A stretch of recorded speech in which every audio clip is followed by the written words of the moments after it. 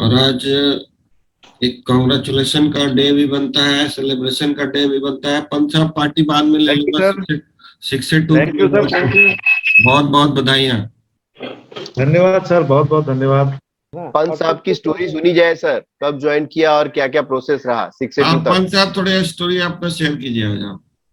कब ज्वाइन किया सर, कितना टाइम हुआ? सर, अब ज्वाइनिंग की बात करें तो मशीन मैंने दिसंबर 2017 पंच में। साहब थोड़ा लाउडर बोलिएगा, थोड़ा आवाज लाउडर। कम आ रही है सर। 18 दिसंबर 2017 को मेरी मशीन मेरे पास आई थी सर। 18 दिसंबर 17 में। और तब मुझे कुछ हेल्थ इश्यू था जिसकी वजह से मैंने बेसिकली मशीन खरीदी। हमारे ग्रेट अपलाइन काशीपुर से हैं जिन्होंने मुझे ये बिजनेस दिखाया। डेफिनेटली वो था कि भाई मैं शुक्रगुजार हूं उनका कि वो मुझे चेज करते रहे। कुछ मैं अपने काम में बिजी भी था, तो इस वजह से मैं उनको नहीं सुन पा रहा था, है ना। तो नरेश पोखरियाल जी हैं जिन्होंने सवेरे 7 बजे आकर के मेरे घर पे मुझे ये डेमो दिया। इस मशीन के साथ में लेकर के आए थे, मैंने पानी पिया, यूज किया, देखा। बट जिस दिन पहले दिन उन्होंने मुझे डेमोस्ट्रेशन दिया, इसके बारे में बताया, तो मुझे बिलीव हो गया था कि ये डेफिनेटली कुछ ना कुछ जरूर कर सकता है और मेरी जो प्रॉब्लम है वो इससे सही हो सकती है। तो सही मायने तो मैंने इस वजह से ये मशीन खरीदी। और फिर जैसा हम अपना काम कर रहे थे, क्योंकि बिजनेस बहुत बड़ा हो सकता है, ये विश्वास ऐसा नहीं था कि भाई इसमें बड़ा किया जा सकता है, लेकिन उन्होंने बताया कि भाई इस तरीके से है। और 6 से तक का प्लान भी उन्होंने बताया, उससे आगे का प्लान उन्होंने नहीं बताया था। तो केवल ये था कि भाई मुझे ये बिलीव था कि मैं इस पानी को पी के सही हो सकता हूँ। तो उस बिलीव पे मैंने काम करना शुरू किया। मशीन इंस्टॉल हुई और ऑर्डर तो इस मशीन का नवंबर के महीने में चला गया था, लेकिन उन दिनों कंपनी में प्रोडक्ट अवेलेबल ना होने की वजह से काफी वेटिंग चल रही थी। तो वेटिंग के बाद मशीन आई, स्टार्ट किया, और करीब करीब 6 महीने मैंने जब प्रोडक्ट को रेगुलरली इस्तेमाल किया, तो ये जो है इसका रिजल्ट मुझे दिखाई दिया। जो मेरे को प्रॉब्लम पिछले 2-3 सालों से थी वेरिकोज वेन्स की, वो काफी हद तक सही हो चुकी थी। जो पेन के लिए मैं दवाइयां खाता था, जो स्वेलिंग मेरे को रोज हो जाती थी शाम को, और उसके बाद आप माने कि मई 2018 से मैंने इस प्रॉब्लम के लिए कोई भी दवाई लेना सब बंद कर दिया था, और I was feeling very good. तो ये जो फील है, इसने मेरे अंदर एक कॉन्फिडेंस लाया कि भाई ये प्रोडक्ट डेफिनेटली जबरदस्त है, किया जा सकता है। और इस दौरान हमारे अपलाइन जो है उन्हीं की वजह से, हमारे संजय नागियान जी की के प्रसाद से, पीपी सिंह जी मेरी टीम में ज्वाइन हो चुके थे। तो पीपी सिंह जी को मैं इससे पहले जानता नहीं था। मई 2018 में जब सतपाल सर पहली बार हल्द्वानी आए और उनसे मेरी हमारी मुलाकात हुई, तो घर के कुछ 2-3 भाई, हम लोग यहाँ पे बिजनेस करते हैं, कंबाइंड फैमिली में रहते हैं, तो हम सभी लोग गए, कुछ फ्रेंड्स थे, कुछ हमारे अप्लायंस थे, सब लोग गए, बैठे, डिस्कशन हुआ, बिजनेस के बारे में चर्चा हुई। तब उन्होंने जो विजन दिया, उस विजन से लगा कि नहीं, डेफिनेटली कुछ बड़ा किया जा सकता है। और लकीली तब हम जानते भी नहीं थे, तो इसलिए मुलाकात नहीं थी। उसी दिन सुदेश सर भी हल्द्वानी में एक बड़ा सेमिनार करने के लिए आए थे, जिसमें हल्द्वानी में पहले से जो लोग ज्वाइन करके काम कर रहे थे उनकी करीब करीब 200-250 लोगों की टीम की मीटिंग थी। तो हम मीटिंग की इंपॉर्टेंस और ये सब चीजें नहीं जानते थे, क्योंकि मन ही नहीं बनाया था काम करने का।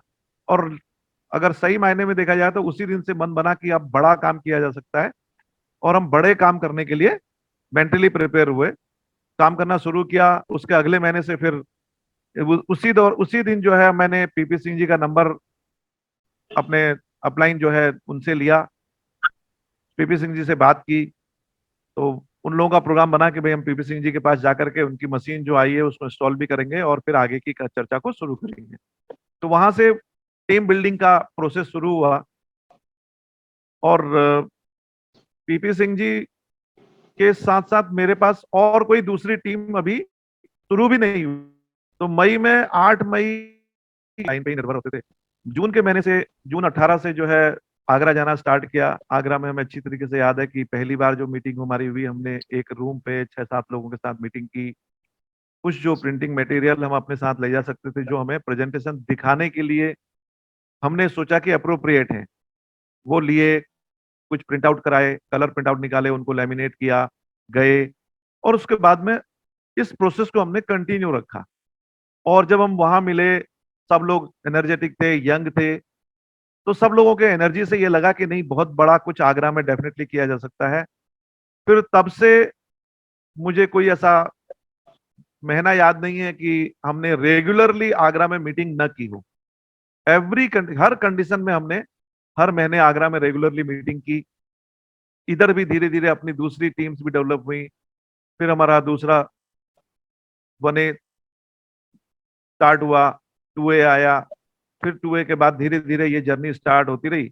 और इस तरीके से करते करते 2019 सितंबर में पहले 6A किया। फिर और टीम डेवलप होती रही। फिर ये था कि भाई, चूंकि बिलीव था कि बड़ा किया जा सकता है, इसलिए अलग अलग शहरों में भी काम करना शुरू किया।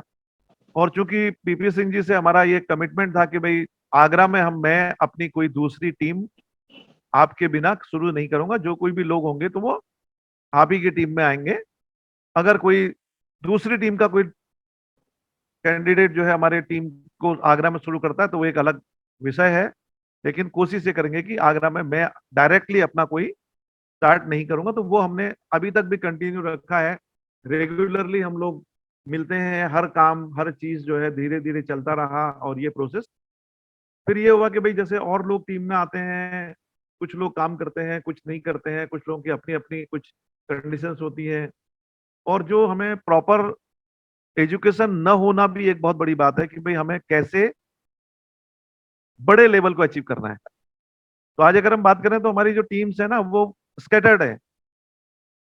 जब हम देखते हैं हमारे टीम में कुछ ऐसे लोग हैं जिनके जो 5A भी हैं, 4A भी हैं, 3A भी हैं, अलग अलग लेग्स में। तो वो जो स्कैटर्ड होना जो है वो एक, क्योंकि अगर हम सब कंबाइंड होते तो सबका बेनिफिट सबको होता। तो वो चीजें अगर हम पहले दिन से ही जान लें, क्योंकि आज हमारे पास एजुकेशन का सिस्टम है, हम सब लोग अच्छे से ये जान सकते हैं कि हमें कहाँ जाना है। पहले हमें ये था कि भाई, जो हमें बताया गया कि भाई 6 से अचीव करना, तो 6 से अचीव करने का एक तरीका है कि भाई, आप कई सारे लेग खोलो और सब लोगों को लेकर के आओ और 6 से हो जाओ।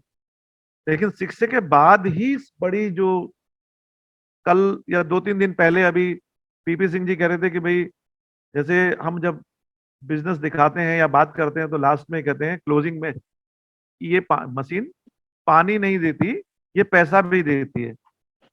तो वो चीजें, और पैसे के बाद धीरे धीरे क्या है, कुछ लोग ऐसे भी हैं जो टीम में गोल्ड माइन में चले जाते हैं और उनके लिए गोल्ड माइन की तरीके से काम करती है। तो वो सारी चीजें जब हम विजन बड़ा दिखाते हैं तो विजन से ही सारी चीजें क्लियर होती हैं कि हमें जाना कहाँ है।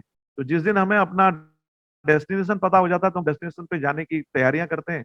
और अगर सही मायने में देखा जाए तो ये जो सिस्टम है, डायरेक्ट मार्केटिंग या नेटवर्किंग सिस्टम, ये कैसा है कि हम अपने, जैसे दीपक जी भी कहते हैं भाई, कि हमेशा अपने जो अपलाइंस हैं या अपने जो सीनियर्स हैं उनके फुटप्रिंट्स पे चलें, तो हमें किसी भी रास्ते में आने वाली कोई दिक्कत का सामना नहीं करना पड़ेगा।